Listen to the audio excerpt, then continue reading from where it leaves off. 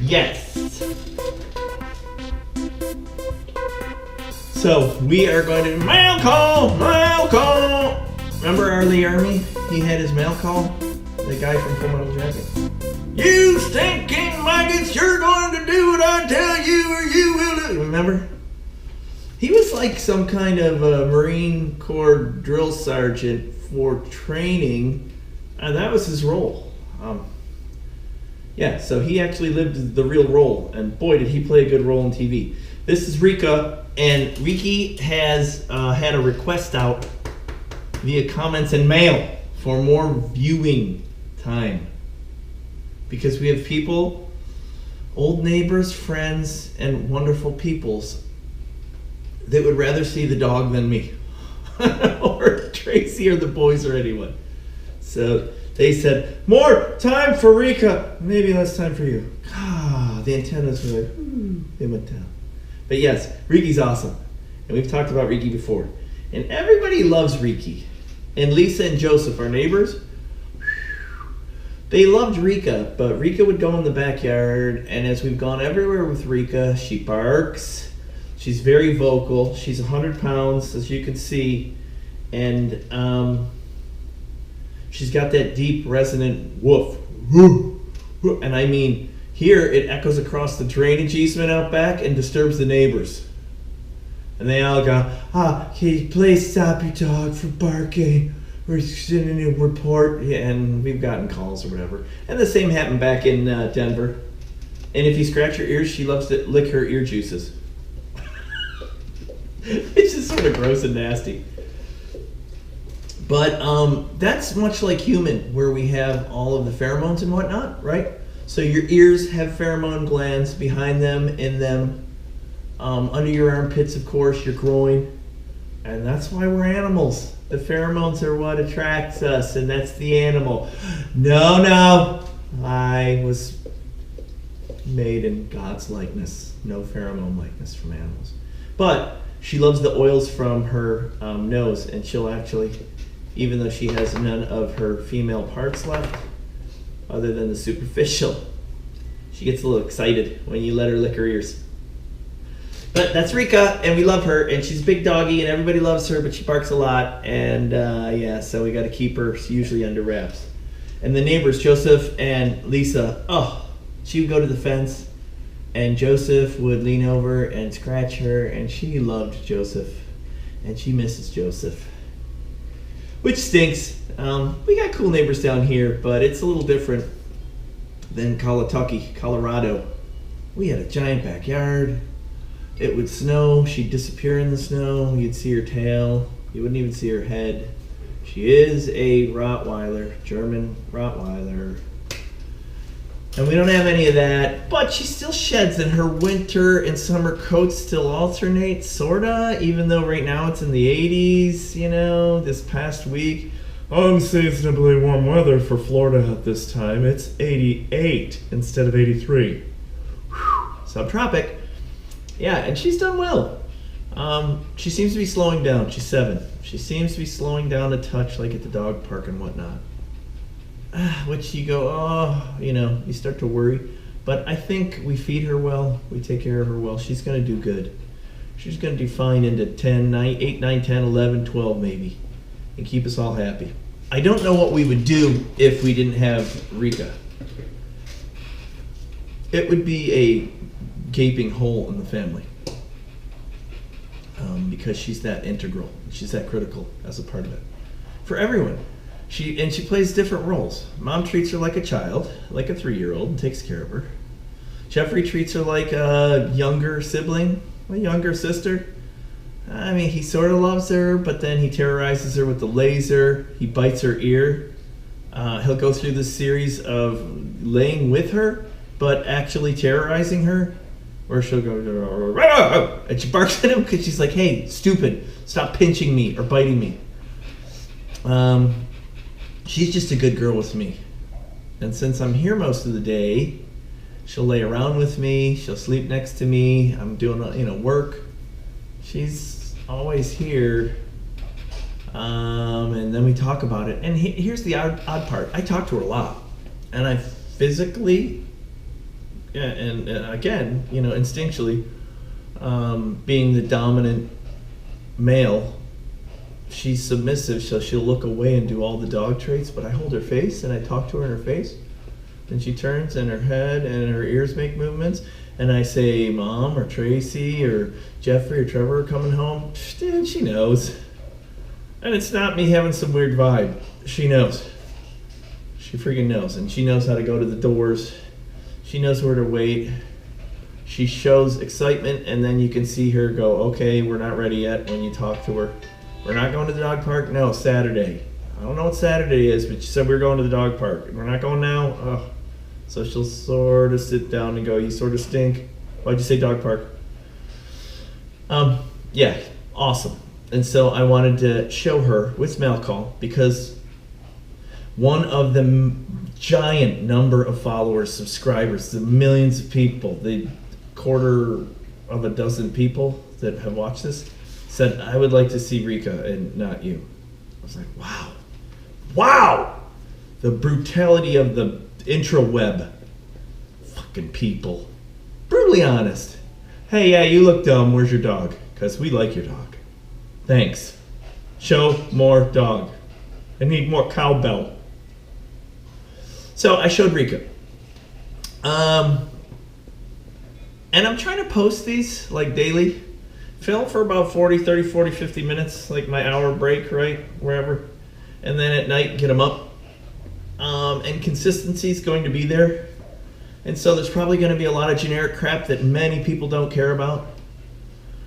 And yet maybe you'll find a topic, and I'm not saying you got to sit there and watch me yap for an hour. Holy shit. Stick a fork in my eye. But jump around, or, that's what I do. There's a lot of people nowadays that do that long form vidcast, vodcast, podcast, whatever. And to be able to sit there for 3 hours, who can sit and watch a video for 3 hours, anytime, anywhere? What kind of person is that?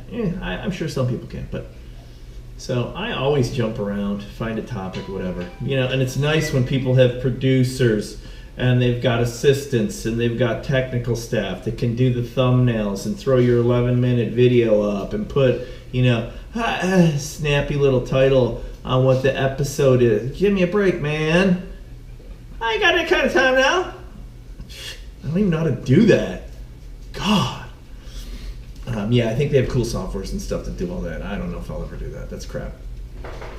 And for the most part, weirdly, I'm doing this. I've had all the equipment forever.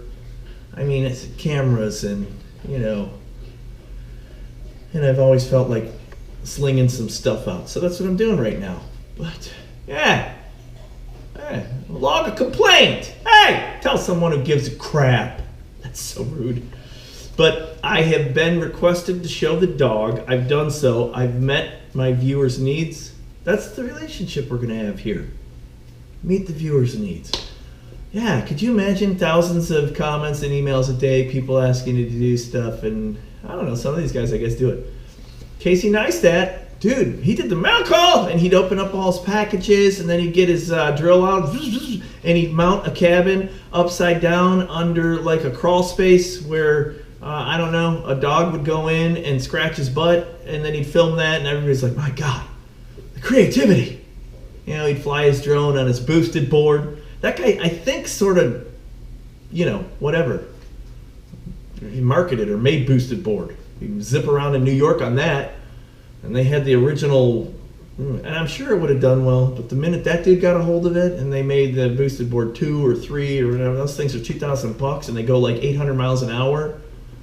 And he'd have his drone flying with the little remote. I think he'd have like a helmet cam on for his vlog, vlogcast. He'd have the boosted board controller, which is just a clicker that you push down. It's like a pressure switch. Hold it down all the way and you go the fastest. He'd be on the board managing the Phantom that's flying like, 900 feet above the skyline in New York while he's going down. What? They're like, that's very creative, Casey. Yes, CNN, whomever, we'd like to purchase your company, Beam, for $25 million. Yeah, I think they regretted that one just a little bit, like Jeff Bridges and Starman, a little bit. Yeah, I think the relationship has been dissolved, and I'm sure they had to pay him. Sure, it was in the contract. That was like a year to the day. And man, everybody, you sell out. Nice dad, you shit. What? That's what he did it for. Well, not really. He did it because he did it. Because he loved the videos and stuff. That's what he was. But why wouldn't you make money? What the hell's he doing? He did that vlog for every day for a year. And he had a kid and his wife that he'd get home to at like 8 o'clock. And then he'd see him for an hour or an hour and a half. Have dinner, play with the baby, and then 3 more hours of work to get the crap up. That's, that dude's a hard worker. He's pretty cool, pretty creative, pretty smart. So, I don't know what he's doing nowadays. Seems to be all over the World Wide Web. But I wanted to bring up a topic today. I read this last night or something. It was an article. And as you may or may not know, we've got a 17-year-old and a 14-year-old in this household. And we've had many experiences with social media and smart devices. And we've tried to manage appropriately. Starting many years ago when we were in Colorado. And there was a pretty impressionable teacher that said, look, you got to manage this stuff. And he made an impact to our older boy. And I read this thing, and the paragraph and the lead into the article stated, smartphones are raising a mentally fragile generation. And it's this gal, San Diego State University psychology professor Jean Twenge, sees smartphones and social media as raising an unhappy, compliant iGen. That's what she calls the generation of youth that have only experienced cell phone technology, not pre. And she explains it. It's the generation after, I think, 1995 or something. And it is our youth who have spent their entire adolescence on a phone. And then, maybe some of the byproducts of that and what we've experienced with our sons. Unfortunately, I've got other children around the world. Yeah, done a very bad job at raising a number of my children, or non-existent job. Haven't been present. And I'm sure they've experienced the same thing. Though I'll tell you what, my first wife, Karen, German, she ruled pretty strictly, straightforward. And you can see it in the kids, and she's done a fabulous job. My 2 kids are awesome. They're smart, they're well-spoken, they're respectful, they're fun, they're talented, musical, they're educated. She did everything that any awesome parent that is pretty much non-existent anymore nowadays does. Invests their entire life in their children. And I mean, whatever. I played my part. Sent money, saw them once in a while. Not really. But wonderful kids with just grounded and solid as a rock. And I'm sure they had tons of problems with their frickin' phones. But not that I experienced. They were sociable. They had groups of friends. She was she worked for Verizon Wireless for a large portion of her adult life in marketing. So, and she was still able to manage that. And man, have we struggled. Woo! I want the new iPhone, right?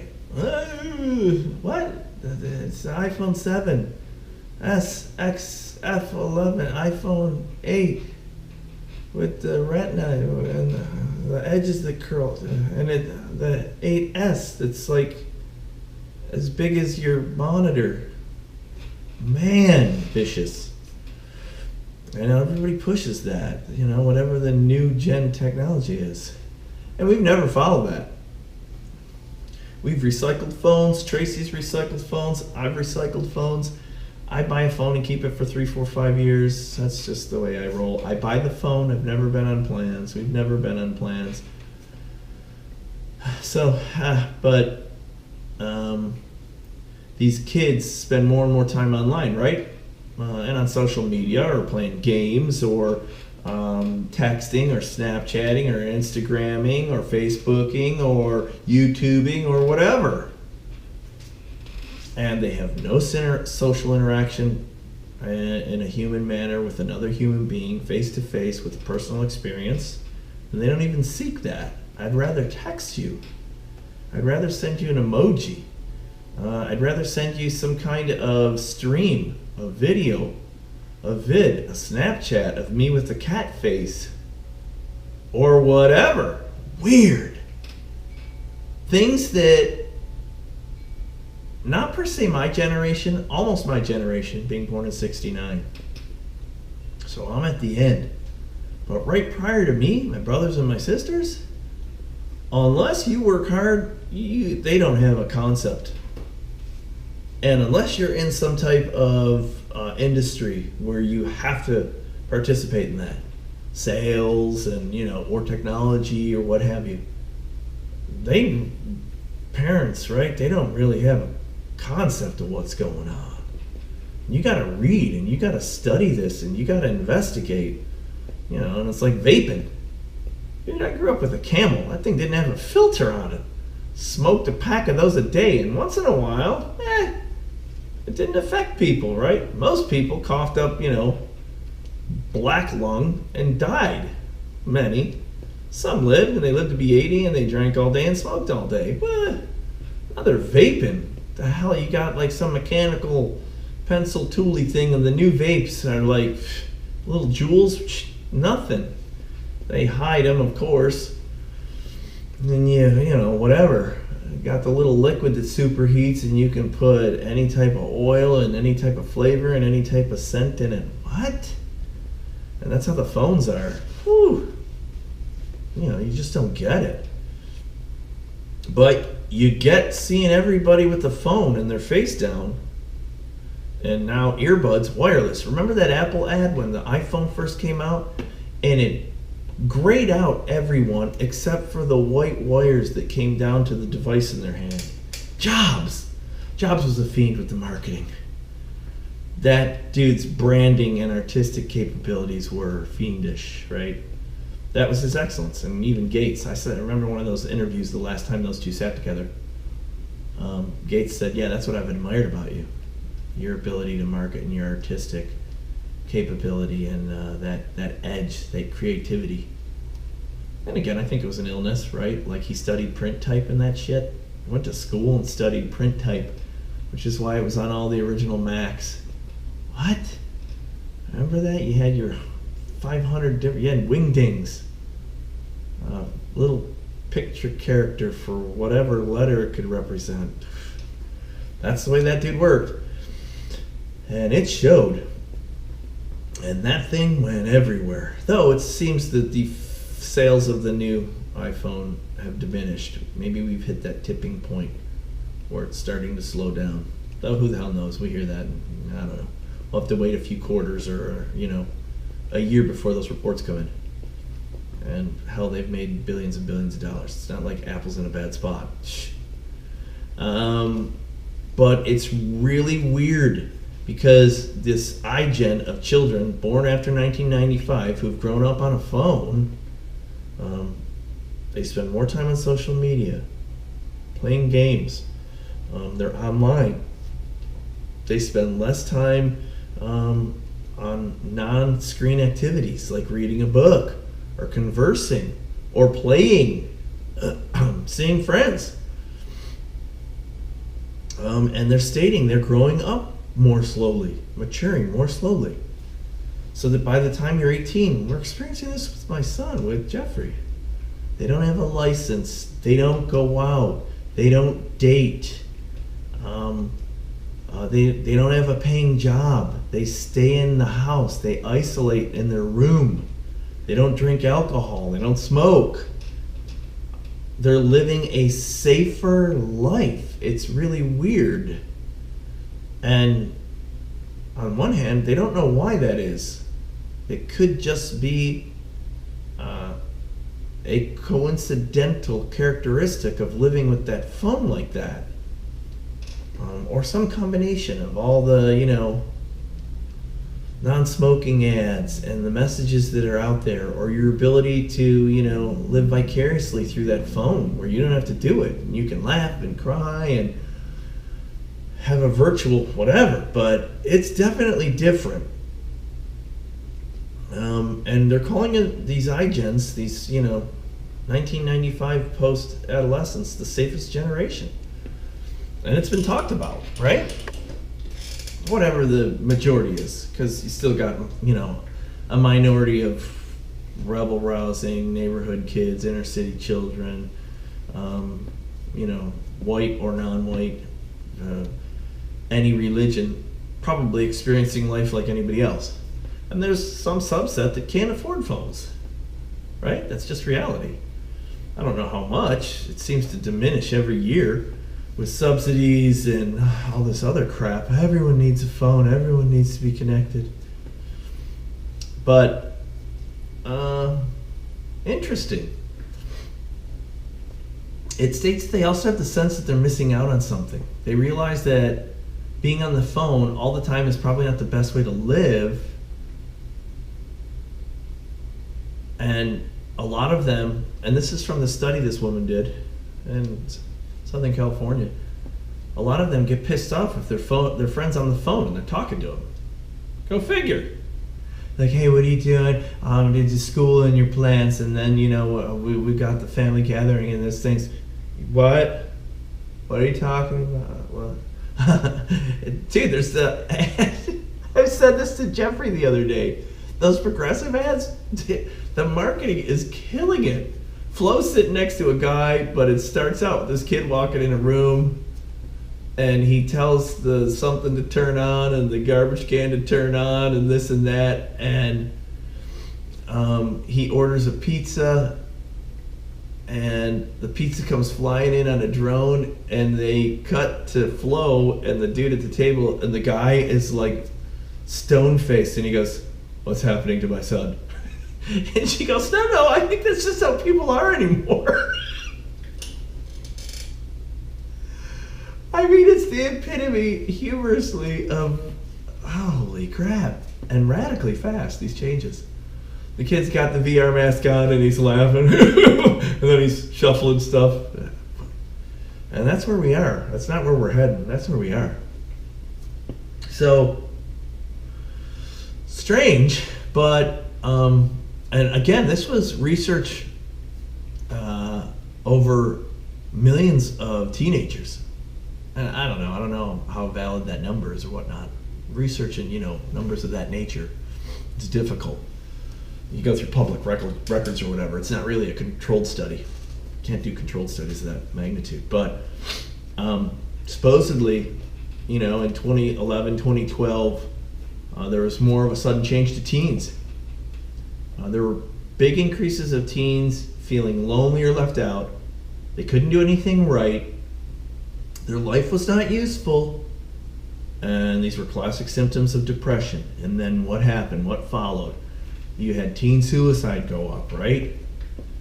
I mean radically in the last decade, where you had live streaming of children, bullying children, cyberbullying, right? All this stuff became real, and the cyberbullying focused on sex or race or any topic. And you had live streaming of suicides, kids crying out for help. There was a stretch there where it was normal. It's like every month they had some kid that was hanging themselves that was streaming on Facebook. A 12-year-old, right? And then it all came to this crappy head-ish with stupid Logan Paul when he went over to the suicide forest in Japan, right? And they find the body hanging, the freshly, deceased body, or semi-fresh. And that destroyed his channels, had him stricken from YouTube. 2017, that dude made $17 million, $12 million. I mean, he made a ton of money. And again, it's a family production. He, his brother, his father, whatever. And I saw some of that. They're YouTubers. They tried to send out a message and talk about it. They filmed it. They bubbled out the individual that was hanging. They were all astonished that there was somebody there. You weren't supposed to be in there. That were locals in Tokyo or wherever that place was. That's, were berating them. Why are you in here? You're not supposed to be in here, especially with cameras. And, you're foreigners. This is a personal place. And the whole uproar that came with that, which is, not really related to this whole media team thing, but it is. It's front and center. Logan Paul's one of the biggest contributors. He's a multi-millionaire giant YouTuber. PewDiePie and Logan Paul and all these Fortniters. This generation of children that have exorbitant wealth from this device, from the thing in your pocket. And I don't even know if a lot of our adults, our older adults, even comprehend that. And I've seen it on other, podcasts and blogs. Like people saying, dude, there's kids that are 20 years old in my neighborhood, and these are individuals with like $8 million homes in like the Hollywood Hills or in, Malibu or in, South Florida. You got these superstars. Jeffrey was telling me the other day where these gamers, one of them, I don't know who it was, he's one of Dan TM or something, TMD, and he's a Fortniter or something like that. He online streams video game playing. Bought a $5 million home where he brought his whole crew, all the other people he games with. And there's a ton of them from even when I played on the phone. I played Clash of Clans and Clash Royale. And on Clash Royale, the card game, or not the card game, the game where you went head to head. It wasn't like the Clash of Clans where you had your little clan base. There was a cat in there, Orange Juice. He made millions. Like, holy, we don't even wrap our head around it. It's a topic that comes up. I don't even think people digest it and then they move on. They're like, yeah, whatever. I don't even know. Okay, right? You sort of accept it, you hear it, whatever, and you're gone. Oh, and by the way, interruption. Let's level set right here, right now. Level set. Tracy was appalled in one of the videos that she watched of me because I picked my nose. She said, dude, if you ever pick your nose again in your video, no one's going to watch. Ever. So if I pick my nose or do something unsavory, I apologize. Feel free to comment. Feel free not to watch. Feel free to subscribe and come back in a future episode. And I apologize. But yeah, this whole evolution, into this electronic verse, this online world, and it's following with real world repercussions of how all of our children are acting, how they cope and how they live, depression, all this stuff.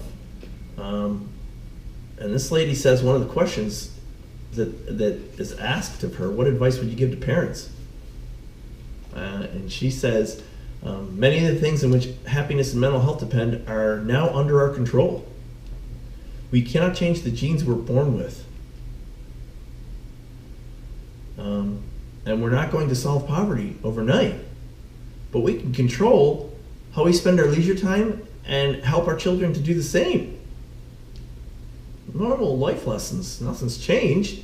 Just got to enforce it or, revisit it and share the information. And how do you do that? And this is what I was saying about this teacher that made impressions on our students back in Colorado. Colorado, good schools, good public schools, man. Florida, oof. But he said, look, man, regulate that. You get your phone for an hour, 2 hours a day. It doesn't go to bed with you. I need it because it's a clock in my alarm. We'll get you up. We get up every day. And parents feel guilty about that. And then the kids are angry about that. And this is human. So you're like, you make this bad concession where you're like, no, it's okay. I don't want him to be mad at me. Mad at you? Dude, a healthy young adult, that's what you gotta complete. Letting them have their phone so that you don't feel guilty. And then they're tainted by this, this aberration of behaviors. And it seems, I told Jeffrey, I'm like, dude, this is common. You can't get down on yourself. It's a factor. It's a condition of the world we're in. That knowledge is the power. And he says, yeah, well, I know that. And I'm like, well, what are you going to do about it?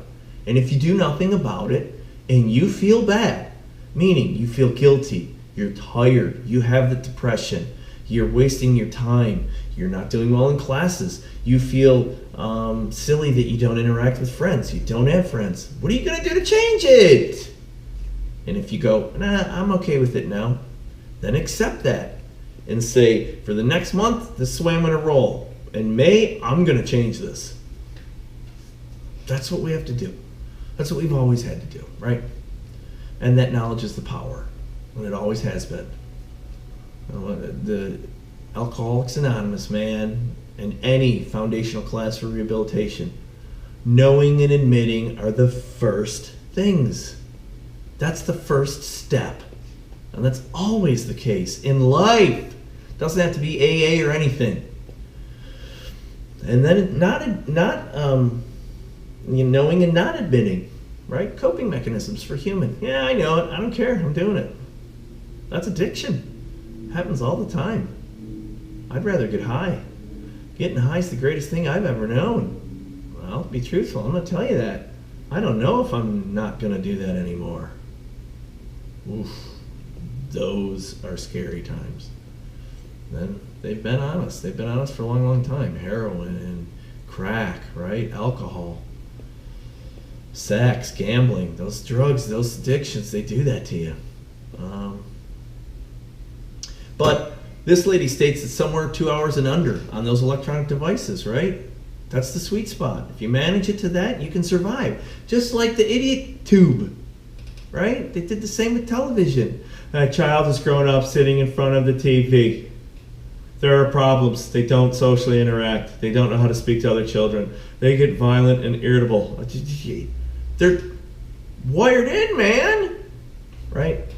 So this isn't new, but it seems like it feels new, and whatever the nuances of today are, right? So we got to focus on that, and it's only going to get worse, I think. It's not going away. Just like, drug abuse is not going away. Marijuana use is not going away. They're here to stay. So hopefully, as individuals, as ourselves, we're responsible for ourselves. We are responsible for those that we have charged to take care of, our offspring. And we try to, mentor and assist them so that it's better. But a definite problem, something to be aware of, a topic that we have to continue to talk about. Many people struggle with it, right? And many people ignore it or don't address it. And the news sort of sucks because it seems like they can report on this crap every day, all the bad news, all the time. A mass shooting here, fires here, world chaos here, poverty and sickness, Ebola busting out in the Congo again. 400 cases of it, 190 dead. I don't know. I sit back and I'm like, how can they not control that? And if you're not in Africa, I'm sure you don't see it.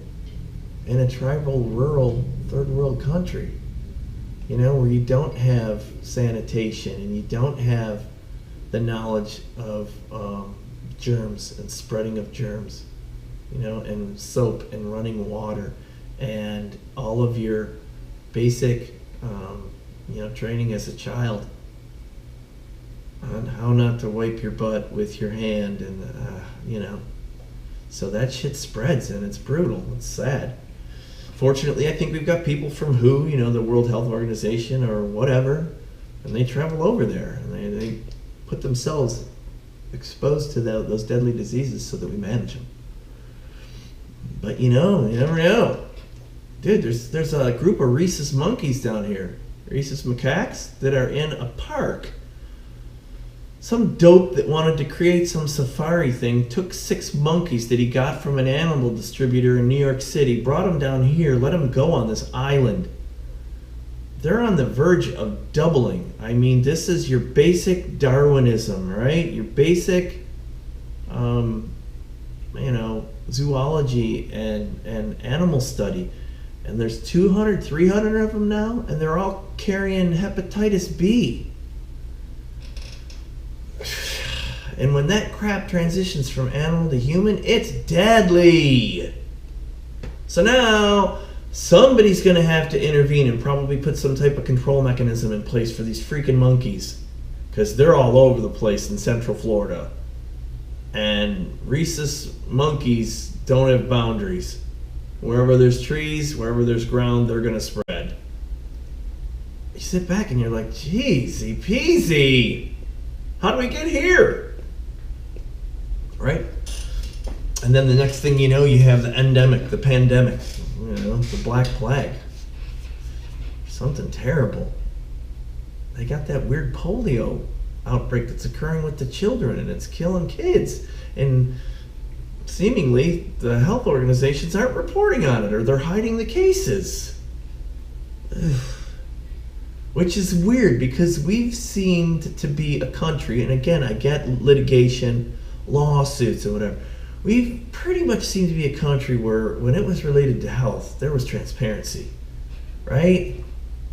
Sorta, for the most part, but it had the potential to affect many people. There were announcements, and the public health organizations, the National Institute of Health, whatever they were, they made those announcements, and they're like, look, this is where we're at, and we're sending doctors, and we got to manage this. But now this thing seems a little tainted or hidden. Polio? FDR polio with my braces? Run Forest? What? Weird.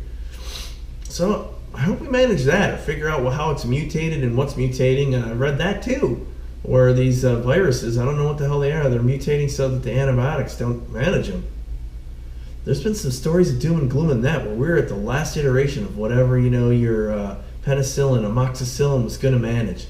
You got these bugs that are, these strains that are totally impervious to whatever that antibiotic performed. Doesn't do anything to anymore.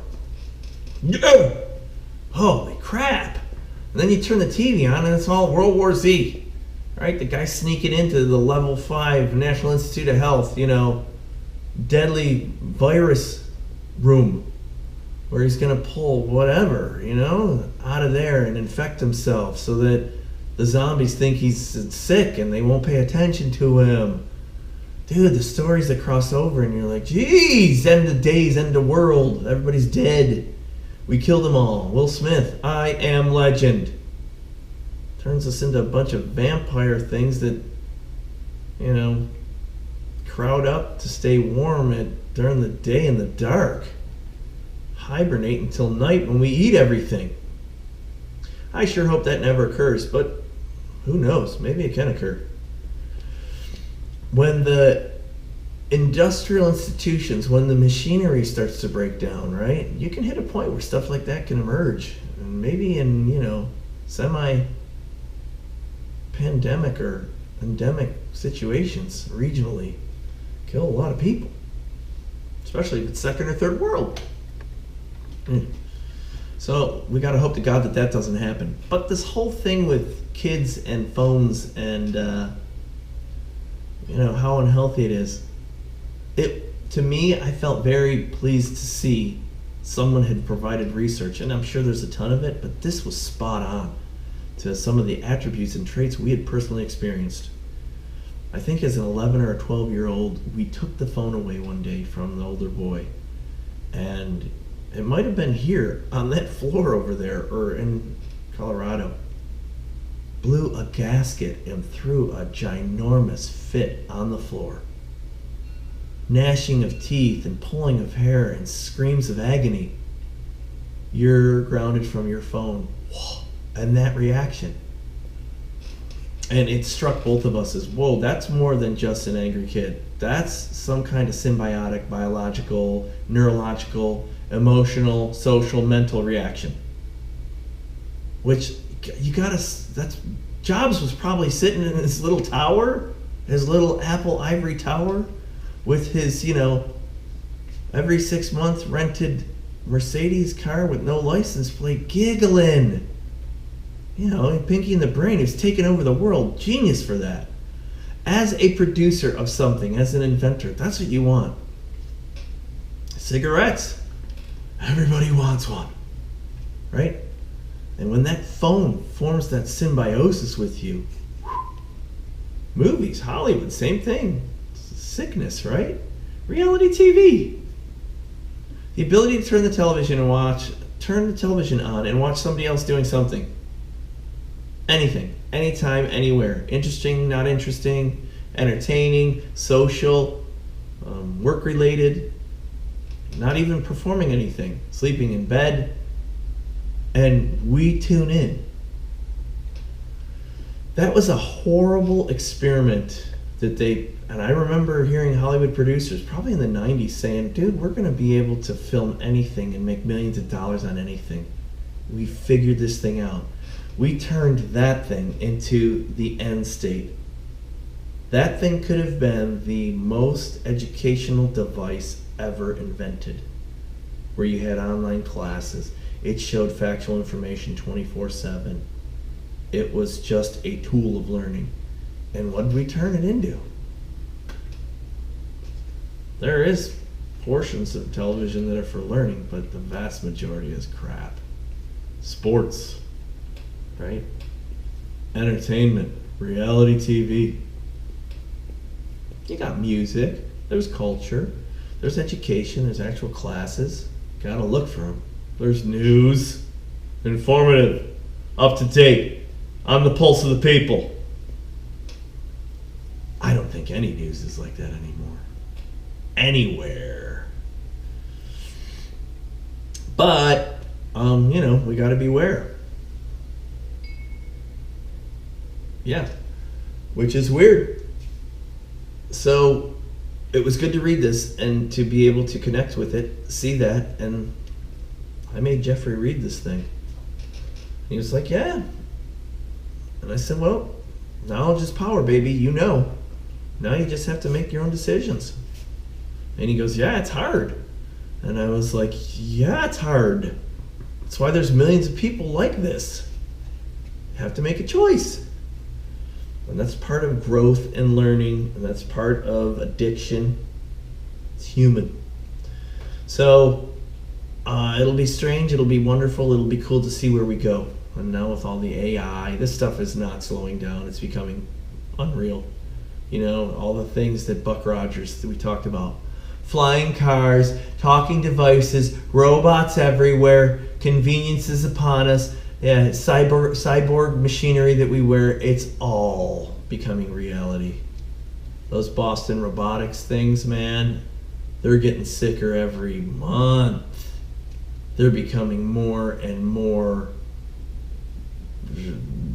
bold and able and scary, like, with this rate of change that's scary, like, because now you've got this robot, this exo thing, this completely fabricated thing, and then you're gonna load it up with this AI thing.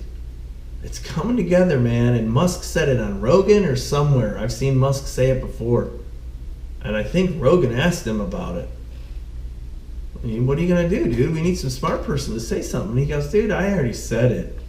I've said it a bunch of times. Nobody wants to listen. And we're almost at the point where I'm done. This thing's going to do what it can do. Maybe destroy the world, maybe not destroy the world. Maybe, assist us, maybe combine with us. The humanoid machine. Phew. Those are scary. Those are scary potentials. And I think at my age, right at 49, I think it was 45, an individual right now at 45 years of age has the potential, if they have the ways and the means, that they will be able to likely live in perpetuity. We will be able to grow you new organs. We'll be able to transfer your spirit, your existence. We'll be able to download your brain, download your memories, your feelings, all of it within my lifetime. We can clone things identically now, just about. Can't really clone people. Barbara Streisand got her dogs cloned. Do they have the same experiences, the same memory? Of course not, right? It's just a facsimile of whatever that was. So then all those things that we've captured over this lifetime and how they're stored in those neurons in our brain, right? All those things in our body that represent your experiences, the broken bones, the wear and tear, the uniqueness, right? I don't know. Going to be able to take that, put it in a new one. And I mean, those are fundamental questions of humanity, right? And there's a lot of people that get angry and hateful and spiteful. God's the only thing that can create life. God's the only thing that can create your soul. It's coming up fast, man. And when we make somebody and they're just like somebody else, or they're not, they're solely unique with whatever traits that they've been crafted with, what are you going to say? What are we going to say? Why did we do that? Why are we going to do that? Clone army? Remember when the Russians made the perfect diamonds? Perfect diamonds in their little nuclear containers, whatever.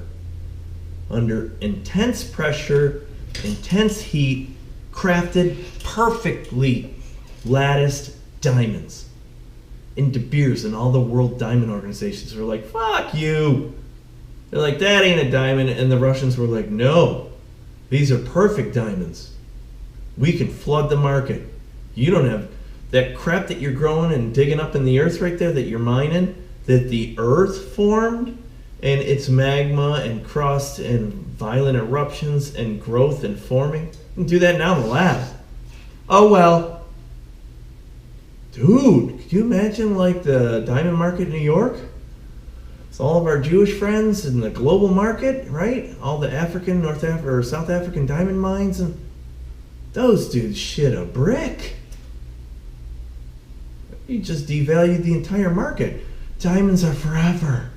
Every woman wants billions of dollars. Nah, we'll grow them all. F that. This is a lot easier. You don't have to dig for shit. Don't have to cut them. Don't have to do nothing. And it survived. Like the beers started putting micro etchings in them, you know, stating that these were their diamonds. And I'm sure the market was flooded. I'm sure the Russians produced them. I don't know. Get diamonds anywhere now. And what do? You grow thousands of them. You sell them to all your major industries. They put them on your diamond tip drills, your diamond tip blades, everything. Never have a problem cutting anything anymore. Diamonds got a lot of uses, hardest substance. So I'm sure it's been beneficial. I'm sure they've made millions of dollars, if not more. But weird. What happens when you can grow people? What are we going to say? Do we want to do that? We're God. Well, you're not really God. You're just acting like God. So I think in my lifetime there's weird times ahead, and on one hand that's exciting, and on the other hand it's sort of scary. You know, Hollywood shows a good, CGI, they show a good picture of it, but that ain't real. When it's real, we're going to say, whoa. So, you know, crazy new topics there. The market opened up mixed today, and then I think it corrected up and did well, which is awesome. Little rebound from the 2 bad days, 600 points yesterday or the day before, and 200 points the day before, whenever. So that's a good thing. Very volatile these last few months, this last half a year, up and down. We'll have to keep our eyeball on that, because overall it's way, way up, right? So there's going to be some major correction. Major correction, thousands of points. Those will be bad days for all of us. Let's be prepared. And the oil prices, record lows. So the crude oil prices are record lows. There's a glut. We have produced a shit ton of oil in the United States of America. The Middle East is a bit rigid. We've got all these trade issues with China and everyone else, right? And these potential embargoes, Iran, whatnot. I still drive over to the frickin' gas station and my refined petroleum's like $3 a gallon. Dude, I've always struggled with this. Oh, well, that's, your crude, and then the entire market, the infrastructure to refine that and to package it and to transport it for your consumption. Oh, same bullshit. You got a greedy machine, and the greedy machine wants its greedy money. And prices are always sticky downward, dude, just like wages. You can't pay people less, and once people get paid this amount for a product, boy, they don't like charging a discount. Only fucking store on the planet that I've seen that's consistently done that and been fair. What's fair? Price-wise, Walmart. And good God, did they underprice everybody. I'm sure somebody got a burr up their butt. Price gouging. How the hell do they do that?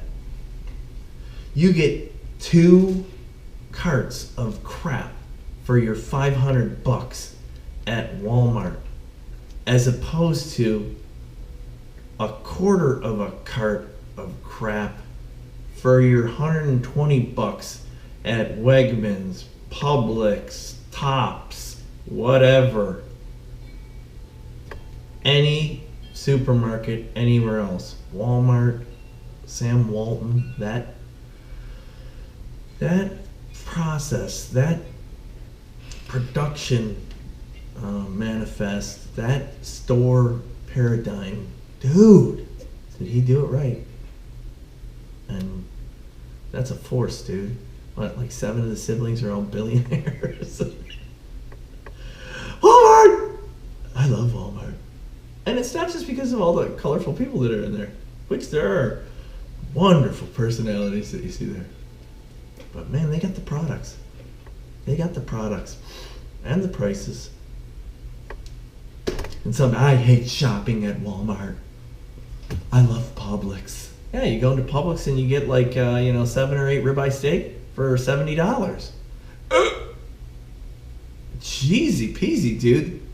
I mean, it's some good butchered meat, but I feel like I just got boned and I didn't get any lube.